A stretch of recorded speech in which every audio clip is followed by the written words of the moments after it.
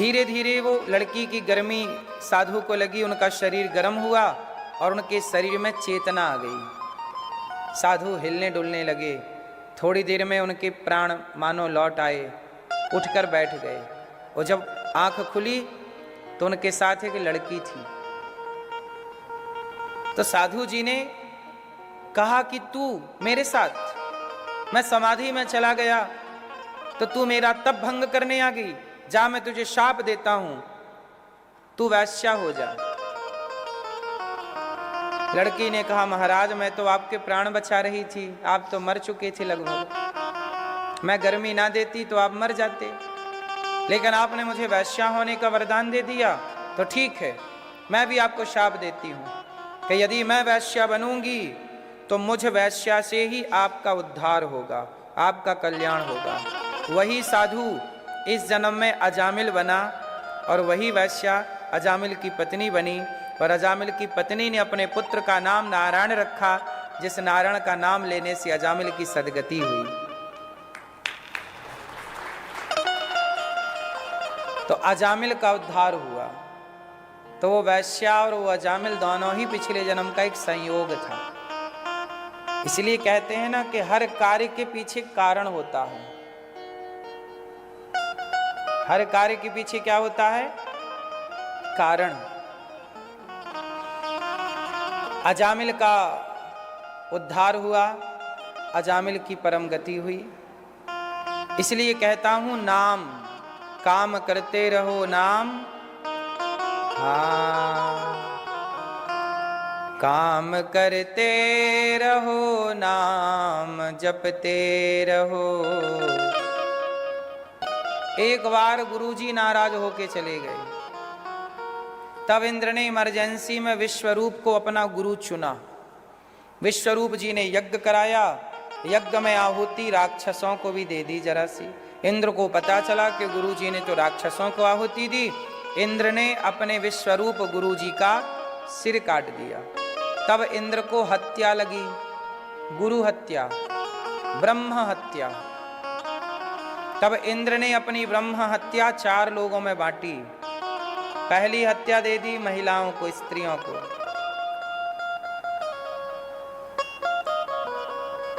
दूसरी हत्या दे दी वृक्षों को, तीसरी जल को, चौथी पृथ्वी को। तो स्त्रियों में ब्रह्म हत्या क्या है? रज, रजस्वला। वृक्षों में ब्रह्म हत्या क्या है? गोंद, वृक्षों में गोंद होती है। जल में ब्रह्म हत्या है झाग, फैन। और पृथ्वी में ब्रह्म हत्या है बंजर भूमि, ऊसर भूमि। ये चारों को ब्रह्म हत्या दे दी। इंद्र हो गए मुक्त। स्त्रियां बोलती हैं, माताएं बोलती हैं कि इंद्र ने हमें ब्रह्म हत्या दे दी, वो मुक्त हो गए, हम लोग आज तक परेशान हैं इंद्र की ब्रह्म हत्या से।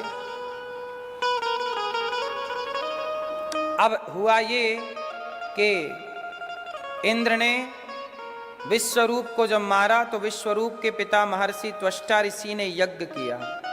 यज्ञ से वृत्तासुर को प्रकट किया और वृत्तासुर और इंद्र का घमासान युद्ध हुआ। इंद्र ने दधीची ऋषि की हड्डियों का वज्र बनाया। हमारे यहाँ एक संत हुए हैं, नाम है दधीची। क्या नाम है? दधीची ऋषि हुए हैं। देवता दधीची ऋषि के पास गए, महाराज हम देवताओं पर बड़ा संकट आ गया है। क्या संकट है? बोले एक दैत्य है वृत्तासुर, आक्रमण कर दिया है, परंतु वो मर नहीं रहा है। कैसे मरेगा? बोले आप अपनी हड्डी दे दो तो आपकी हड्डियों से वज्र बनाऊं, उस वज्र से वो मरेगा, अन्यथा वो मरने को तैयार नहीं है।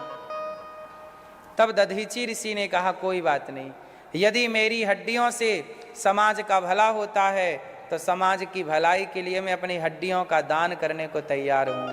और इस धरती पर ऐसे ऋषि हुए हैं जिन्होंने समाज के उत्थान और कल्याण के लिए अपनी हड्डियों का भी दान कर दिया। किसका दान किया? किसका दान किया? हड्डियों का। आपसे कोई मांगता कि अपनी हड्डी दे दो तो आप उसकी हड्डी पसली तोड़ देते हैं, ले। पर दधीची ऋषि से हड्डी मांगी गई। दधीची ऋषि ने हड्डियों का दान किया। कैसे दान किया? पूरे शरीर से चमड़ी को निकाला गया, चमड़ी को उतार दिया गया। सोचिए कितना कष्ट हुआ होगा। और हड्डी से वज्र बनाया गया। उस वज्र से, जो इंद्र के पास वज्र है ना, देखा आप लोगों ने इंद्र का वज्र कैसा है? आपने देखा होगा, ऐसे दते निकले हुए। वो जो हमारी छाती में है ना, ये सिस्टम पूरा वही है, वो इंद्र का वज्र। वो दधीची ऋषि की हड्डियों का ये भाग है, इस हिस्से से वो वज्र बना है। हमारा फेफड़ा ऐसी होता है ना, एक सेंटर में ऐसे ऐसे निकला रहता है हड्डियां, ऐसी इंद्र का वज्र। भैया आपने देखा इंद्र का वज्र है ना, ऐसे मार रही है। किसी का पति बहुत प्यार कर रहा है, बहुत ख्याल रख रहा है, तो किसी का पति शराब पी के थप्पड़ मार रहा है। किसी का बेटा आरती उतार रहा है, तो किसी का बेटा घर से निकाल रहा है। ये सब कुछ संसार में देखने को मिल रहा है कि नहीं? क्यों? यही है कर्म दंड। जैसी करनी वैसी भरनी, आज किया कल पाएगा। चढ़ता सूरज धीरे धीरे ढलता है, ढल जाएगा। इसलिए मेरी माँ, अच्छा परिवार पाना है, इसलिए कोई आपको दुख दे तो समझ लेना कि ये हमारे कर्मों का दंड है, भोगना पड़ेगा। पत्नी कैसी भी हो, मारे डांटे कुछ भी करे, अब रहना तो पड़ेगा। कहाँ जाओगे? दूसरा मिलेगा या दूसरी मिलेगी तो वो तुम्हारी आरती उतारेगी, इसकी गारंटी है? चलो तलाक लेके दूसरे के पास चलते हैं, तो दूसरे से सम्मान मिलेगा, इसकी गारंटी है? चलो दूसरा छोड़ो, तीसरा जिंदाबाद मिलेगा वहां फिर। इसलिए लिखा किस्मत में मिटता नहीं मिटाने से, समय को काट लो भैया किसी बहाने से। ये सब समय काटना पड़ता है। भाग्य का दुख कर्म दंड भोगने पड़ते हैं, हंस के भोगो या रो के। इसलिए कोई बेटा, कोई बेटी, कोई पत्नी, कोई पति में आसक्त ना होना। बस इतना समझना कि ये हमारा पिछला कर्म था, भोगना पड़ रहा। अच्छी पत्नी है, अच्छा जैसा है रिश्ता निभाओ, कोई नहीं है। कबीरदास जी ने एक भजन गाया आपके लिए, कहो तो मैं आपको सुनाऊं। हाँ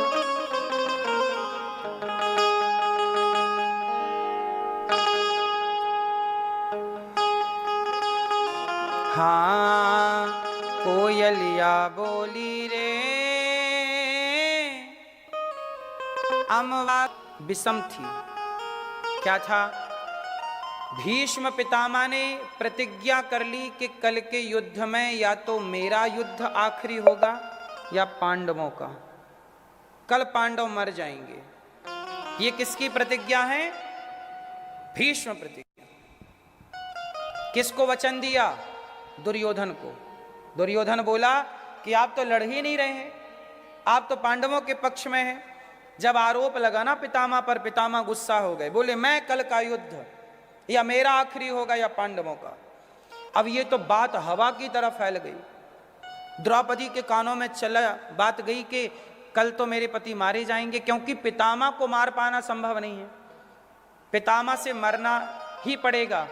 द्रौपदी घबराई, रात के 12 बजे श्री कृष्ण के कक्ष में गई। कन्हैया, उस समय बांसुरी बजा रहे कन्हैया। द्रौपदी बोली मेरे पतियों पर संकट है और तुम्हें बांसुरी बजाने की पड़ी है। मेरी बात सुनो, क्या हुआ? बोले मेरे पतियों को मारने की प्रतिज्ञा कर ली पितामह ने, कैसे बचाओगे? भगवान बोले अर्जुन के पास कोई प्लान होगा, चलो अर्जुन से बात करते हैं। अर्जुन सो रहे थे, भगवान गए अर्जुन के पास। अर्जुन उठो। अर्जुन उठे, क्या हुआ प्रभु? आधी रात को? कल पितामह ने तुम्हें मारने की प्रतिज्ञा की है, कल युद्ध विराम हो सकता है, क्या प्लानिंग है कल की? अर्जुन बोले प्रभु कल की कोई प्लानिंग नहीं है, एक काम करो अभी सो जाओ आप भी और हमें भी सोने दो। भगवान बोले कि कल तुम्हें मरना है। अर्जुन बोले प्रभु जिसके लिए आप रात रात जाग रहे हो, उस अर्जुन को कैसे कोई मार सकता है आपके होते हुए। मैं तो आपके भरोसे सो रहा हूं, आओ आप भी सो जाओ। अब बताइए ये अर्जुन का क्या था? क्या ऐसा भरोसा आपको है? ऐसा भरोसा करिए ना, सोइए बिंदास। भगवान हैं हमारे साथ। यदि भगवान हैं तो कोई कुछ नहीं बिगाड़ सकता। मेहनत करिए, कर्म करिए, काम करिए, पर भरोसा भगवान का बनाए रखिए। पूरा है भरोसा, मेरी हार नहीं हो। काल महाकाल है।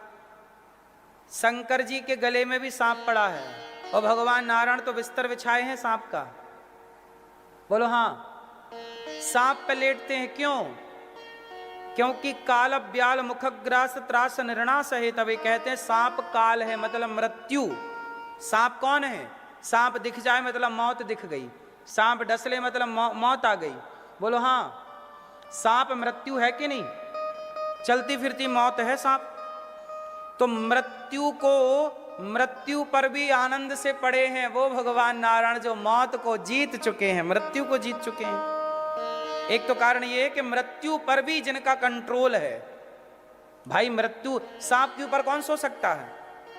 और वो भी ऐसे वैसे पनपुसवा सांप नहीं है,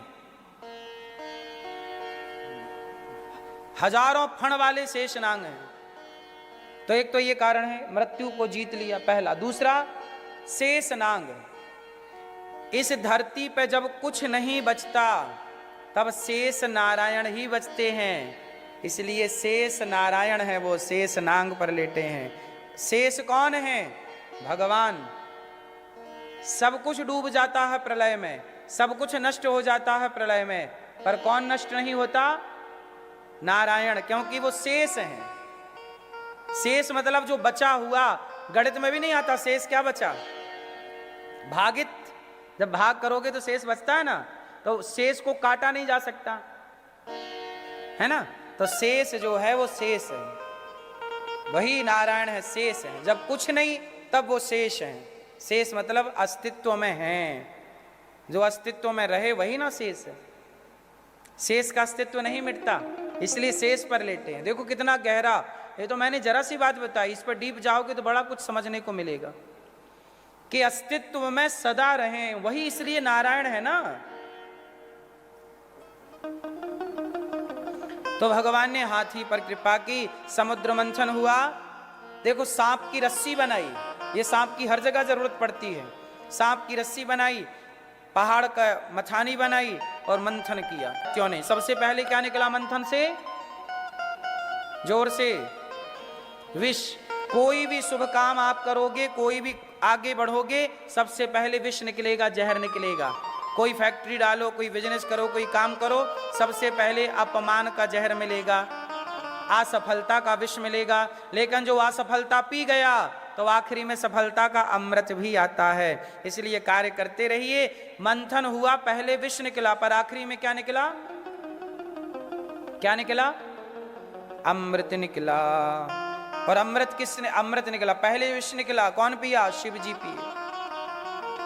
भगवान शिव विष पी रहे हैं। इसके बाद क्या निकला? कामधेनु नाम की गाय निकली। गाय कहां से निकली? गाय समुद्र मंथन